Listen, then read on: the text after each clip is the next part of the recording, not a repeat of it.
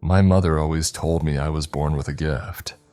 As a child, I saw monsters lurking in the shadows whenever the lights went out. I would sprint to my room, heart pounding and terrified they would catch me. Most kids have this fear, I suppose, but I never outgrew it. When I was very young, these monsters were shapeless, shadows that morphed and slithered just beyond the reach of light. I would lay in bed, eyes wide open, blanket pulled up to my chin, ears straining to catch the faintest whisper of movement. My nights were a constant battle between exhaustion and fear, sleep a rare and precious commodity. My mother would come in, sit on the edge of my bed and tell me soothing stories about brave children and protective spirits. It never worked. The moment she left, the shadows would return, and with them, the monsters. As a teenager, I became the outcast, the one everyone avoided because I was scared of everything. My classmates whispered about me, their words a low hum of derision and curiosity. While others explored abandoned buildings and partied in the woods, I refused. They thought I was a coward. What they never realized was that I saw things they couldn't. Their parties in the woods were to me gatherings of unseen horrors. Their abandoned buildings were haunted in ways they could never comprehend. What I have learned is that the young ones are particularly sensitive to them. Do you ever wonder why children always seem to be afraid of monsters? They see something under their bed and want to sleep in their parents' room. It's because they know what I know.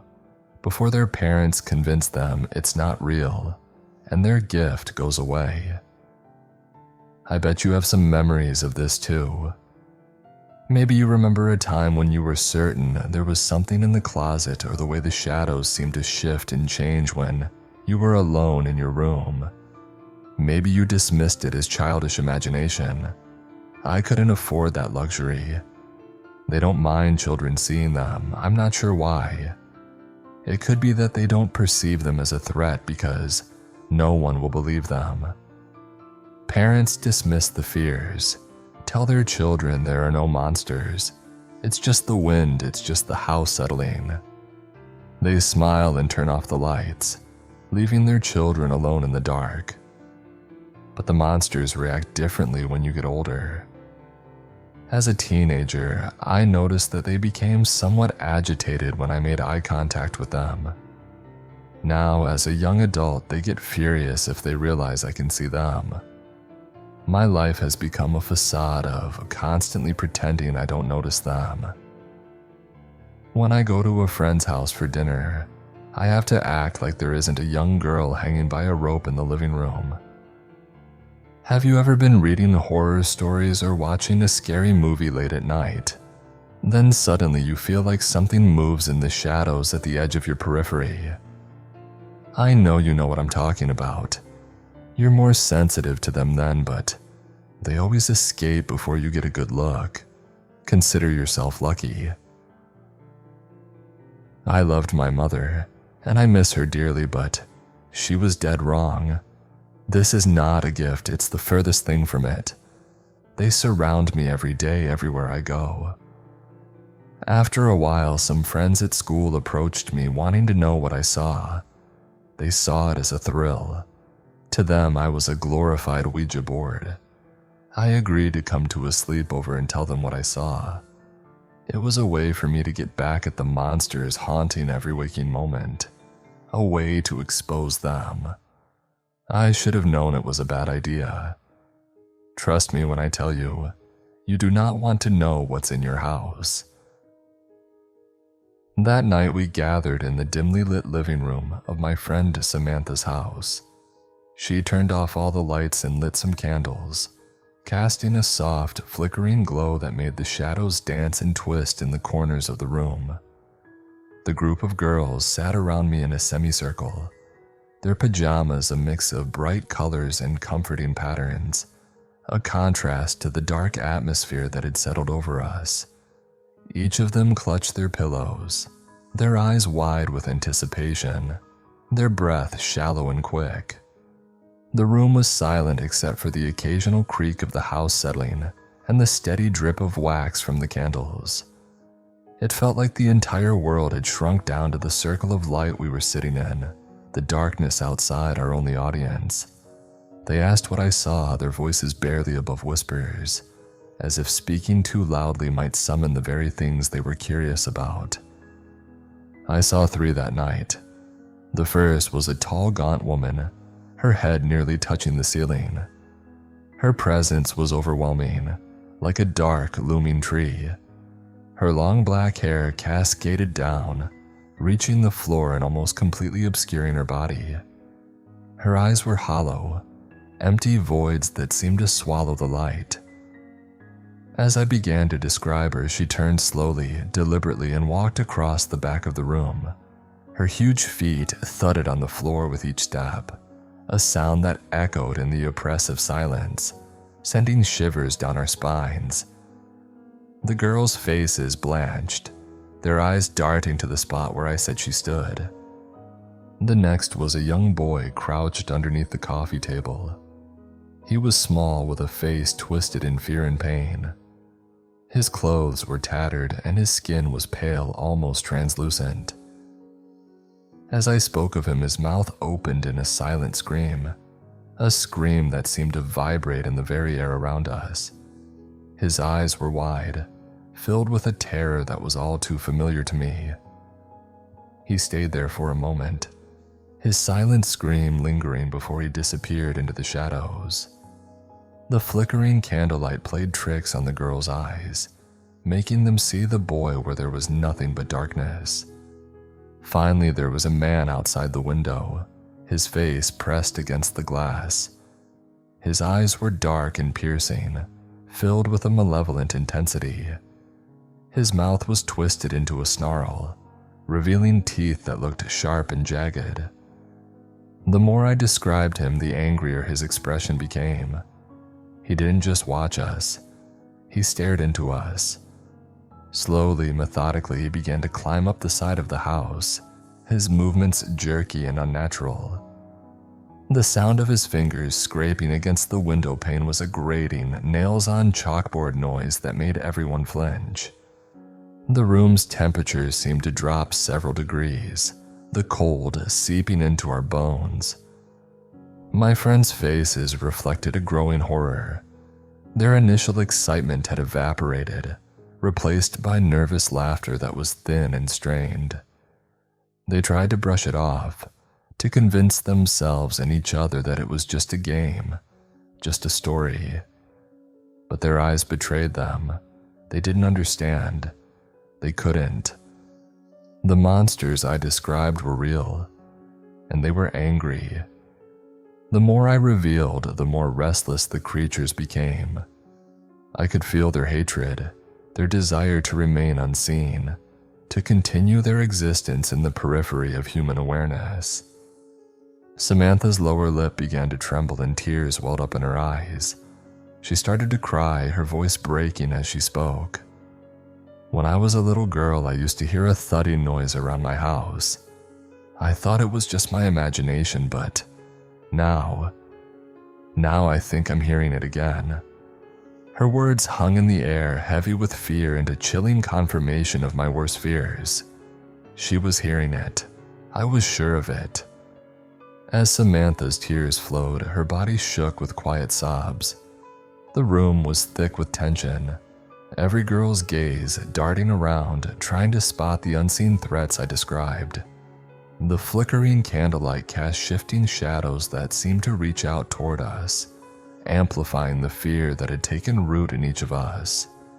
I reveled in the monster's anguish. They hated me seeing them. They hated even more that I made others see them. It was a small victory in a war I had been fighting alone for so long. I continued to describe her feeding off their terror. "She's in the corner now," I said, my voice low and steady, her hair brushing against the floor, her eyes fixed on us. The tall, gaunt woman seemed to react to my words, her movements becoming more pronounced. "She's moving faster now," I added, her strides growing longer, more frantic. Each step she took reverberated through the room, a heavy thud that made the girls grip their pillows tighter, their knuckles turning white with fear. The woman's pace quickened, her massive strides carrying her across the back of the room in seconds. Her feet banged against the walls with each pass, a relentless, haunting rhythm that seemed to echo inside our skulls. I described her in excruciating detail, the way her hair tangled and swayed, the hollow look in her eyes, and the musty, decaying smell that followed her. The room felt colder with each word, as if the temperature dropped in response to her growing fury. I knew I should have stopped, but the hatred I held for these creatures drove me on. They had tormented me for years, and now, finally, they were suffering too. The other girls could hear her now, the thudding, the scraping, the low guttural moans that filled the silence between each stride. They were no longer just figments of my imagination. They had become real, tangible horrors to everyone in that room. Then there was a moment of stillness. The pounding stopped and the air seemed to freeze. Time itself felt suspended as we strained to hear any sign of the monsters. The silence made every second stretch into an eternity. We sat there paralyzed, listening, waiting. Suddenly, a loud bang shattered the silence as the front door swung open with a violent crash. Samantha lunged for the light switch. The room was flooded with harsh artificial light, dispelling the shadows and revealing nothing but a group of crying, terrified teenage girls. Get out of my house!" Samantha screamed, her voice hysterical. She pushed me towards the door with surprising strength, her hands trembling. I stumbled outside, turning back just in time to see her slam the door in my face. The sound echoed in the still night, a final punctuation to the terror I had unleashed. I stood there for a moment, the cold air biting at my skin, my heart pounding. I had gone too far, I knew it, but there was a small, dark satisfaction in knowing that someone else had experienced just a fragment of my reality. The feeling was fleeting, quickly replaced by a deep sense of regret and dread. The next Monday at school, Samantha didn't show up. Whispers followed me through the halls, hushed conversations that ceased abruptly whenever I walked by. Faces turned away, eyes averted, as if acknowledging me would make them part of the nightmare. By lunchtime, the gossip had spread like wildfire. I was the girl who saw demons, who had brought them into Samantha's house. The teachers looked at me with a mixture of concern and suspicion, their whispers almost as loud as the students. After lunch, I was called into the school psychologist's office. The room was warm and cluttered, filled with shelves of books and comfortable chairs. The psychologist was a kind-hearted old man, his eyes gentle behind wire-rimmed glasses. Looking back on it as an adult, I realized he could have probably made a fortune in private practice, but he chose to take half the pay to help kids who really needed it. I respected him for that, but respect didn't stop me from lying. He asked me gentle, probing questions, his voice calm and soothing. "I've heard some stories going around," he began, "about you seeing things. Can you tell me about it?" "No," I replied, my voice steady. "I don't see ghosts. I didn't go to a sleepover. I'm not still afraid of the dark." Each lie was smooth, practiced. I had learned long ago how to hide my reality from the world. I knew better than to tell the truth. Telling the truth would mean more questions, more attention, and possibly even more disbelief. The psychologist leaned back in his chair, his eyes fixed intently on me. "It's important to be honest about what you're experiencing," he said softly. His voice was calm, measured, but there was an underlying intensity in his gaze. Sometimes our minds can play tricks on us, especially when we're scared or stressed. I nodded, and my expression carefully neutral. "I understand, but there's nothing to worry about. It's just silly rumors." I was proud of how convincing it sounded, even to me. He sighed, a deep, weary sound.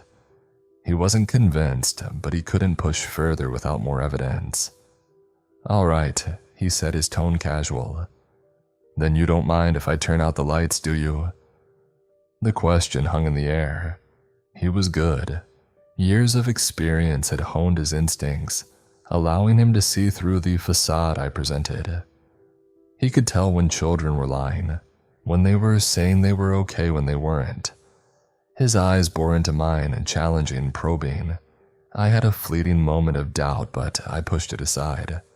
I was confident in my ability to handle whatever appeared. After all, I had been dealing with these entities for as long as I could remember. The room was already dimly lit, the late afternoon sun casting long shadows through the blinds. As he flicked the lights off, the room plunged into near darkness, the weak light from outside doing little to dispel the gloom. My heart sank. The woman from the house was there in the corner. She stood still, her tall, gaunt figure blending into the darkness. Her eyes, deep and hollow, made every hair on my body stand straight up. I fought against the rising tide of fear and emotion, struggling to maintain my composure. "See, there's nothing here," I said. "I'm fine." But I wasn't fine, I really wasn't. You need to understand that these spirits are always confined to the same place. If I saw something in a basement, it was always in that basement. It was never anywhere else. But this woman, this tree woman, had followed me. The realization was a cold, hard knot of fear in my stomach. Her presence here in this room shattered everything I thought I knew about the boundaries of their existence. I could feel her anger. My emotions betrayed me. The psychologist was still watching me, his gaze unwavering. He must have seen the fear in my eyes, the slight tremor in my hands. When he flicked the lights back on, tears were streaming down my face, the dam burst. I didn't just cry, I wailed. The sound was raw, primal, a release of years of pent-up fear and anguish. I collapsed to the floor, my body convulsing with sobs. He came over and tried to console me, his hands gentle on my shoulders, his voice soothing. But I was inconsolable. My life had been spent on the edge of a mental breakdown, and through my own stupid actions, I had pushed myself over the edge. The realization that the monsters could follow me, that they could breach the boundaries, was too much to bear. They took me to inpatient mental health and loaded me up with drugs designed to dull my senses and calm my nerves. The fluorescent overhead lights and smell of disinfectant were both sterile and institutional. But somehow I found a modicum of peace here. Art therapy sessions became a refuge, a way to express the darkness inside me. I poured my fear and anguish into my drawings, the images of the monsters taking form on paper. The act of creation was cathartic, a way to externalize the internal horrors that plagued me.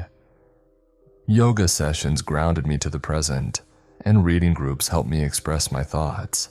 Most importantly, the lights were always somewhat on. Despite the circumstances, I actually made friends with a lot of the other girls. We bonded over our shared experiences, our struggles and fears. In a strange way, these friendships felt more genuine, more solid than any I had in regular life. We jokingly called the place our grippy sock jail, on account of us all having to wear socks so we didn't strangle ourselves with shoelaces. The name brought a sense of levity, a way to reclaim some control over our environment. We laughed together, shared our hopes and dreams, and for a while the monsters seemed distant, their presence muted by the bonds we formed. I did everything in my power to perpetually convince my doctor that I wasn't ready to return to my life. I fabricated symptoms, exaggerated fears, anything to stay in the protective cocoon of the mental health facility. But after a few months, despite my efforts, they managed to transition me back home. My mother was ecstatic to see me, her eyes brimming with tears of joy. She embraced me tightly, kissing me all over in front of the window where I could see all my friends watching and laughing. It was a mortifying moment, but the laughter outside wasn't the mean-spirited kind I had been accustomed to. It was genuine, warm, and for the first time I felt a flicker of normalcy. Back in my room, I kept the lights on 24/7. The brightness was a comforting shield against the encroaching darkness. Per the doctor's orders, we slowly started turning off lights in the house as I felt ready. It was a painstaking process, taking several months for the house to even get dim at night, but the monsters never returned. Each day was a small victory, each night a battle won. Before I knew it, I was sleeping in perfect darkness, a smile on my face. I slept like a baby, the kind of deep, restful sleep I hadn't known in years. It was as if I was catching up on a decade of sleep deprivation, and every morning I woke up feeling a little more like myself. Years later, I got my own place while attending community college. It was a small apartment, but it represented freedom and independence. The memories of my childhood nightmares only came infrequently, like faint echoes of a distant past. Feeling confident and in control, I decided to cut down on my medication, wanting to experience life without the dulling effects of the drugs. Nothing happened for weeks, and I started to believe that the horrors of my past were truly behind me. One night, after brushing my teeth, I flicked off the bathroom light and walked to my room. As I entered and turned off the light, my heart nearly stopped. The tree woman was in the corner, her tall, gaunt figure hunched over, barely fitting under the 8-foot ceiling. Her presence was overwhelming, a dark, suffocating force that made the air thick and heavy. I almost screamed, but instinct kicked in. Somehow I managed to regain control and casually pretended like I didn't see her there. Every muscle in my body was tense, my hands shaking as I moved. She stood still, watching me with those hollow, penetrating eyes. I was shaking almost violently, and it took every fiber of my being to hide it as I casually crawled into bed. My movements were slow, deliberate, as if any sudden action would trigger an immediate response from her. The sound of her massive feet thudding on the ground as she walked over to my bed echoed in the room. She stood over me, her presence a looming, oppressive shadow. I was drenched in sweat, quivering from fear. My heart was pounding so hard I thought it might burst. Somehow I managed to reach into my nightstand, my fingers trembling as I grabbed the bottle of pills. I took triple the dose of my medication, swallowing the pills dry, hoping they would take effect quickly. In a desperate attempt to distract myself, I pulled out my laptop from the nightstand and started browsing Facebook. The bright light from the screen obscured the shadows, creating a barrier between me and the horror standing over my bed. I forced myself to focus on the mundane, scrolling through posts and liking pictures, anything to keep my mind occupied. Minutes turned into hours, and it was past 5 a.m. by the time I closed my laptop. The soft blue glow of early morning filtered into the room, casting gentle rays that illuminated the remnants of night shadows. With the arrival of dawn, a sense of safety and relief washed over me. The oppressive presence of the tree woman had vanished, retreating into the shadows where she belonged. I let out a shuddering breath, my body finally relaxing as the tension ebbed away. Exhausted, I lay back, my limbs heavy and my mind hazy. Despite the lingering fear, sleep claimed me quickly, pulling me into its embrace. As I drifted off, I knew deep down that I would never truly escape this nightmare. The monsters were a part of me, but for now I had survived another night, and that small victory was enough. In the days that followed, I clung to my routine. I kept a healthy supply of antipsychotics on standby and took my pills like clockwork. The medication was a fragile barrier between me and the shadows that lurked in the darkness. Missing a dose was not an option. I would sooner die than risk it. Years passed and I managed to carve out a semblance of normalcy. I found a decent desk job, one that didn't demand too much of me mentally or emotionally. The predictability of office life was a comfort, the monotony a balm for my frayed nerves. I met someone, a kind and patient man who became my boyfriend. He didn't know the full extent of my past, but he accepted me, quirks and all. Together, we built a life that felt safe and stable. Yet the shadows of my past never fully disappeared. They lingered at the edges of my consciousness. Every so often, a stray noise or an unexpected shadow would send me into a full-blown panic attack. Despite the medication and the semblance of a normal life, I remained vigilant, always on guard against the return of the darkness. It was a delicate balance, a precarious dance between sanity and the abyss. I knew better than to let my guard down completely. I'll leave you with this. In the end, the monsters feed on fear and attention. Acknowledging them gives them power, and power is something they must be denied at all costs. So when you feel a chill in the room, keep your eyes forward and your mind steady. Remember, sometimes the safest path is the one that keeps you blissfully ignorant of the horrors that lie just out of sight.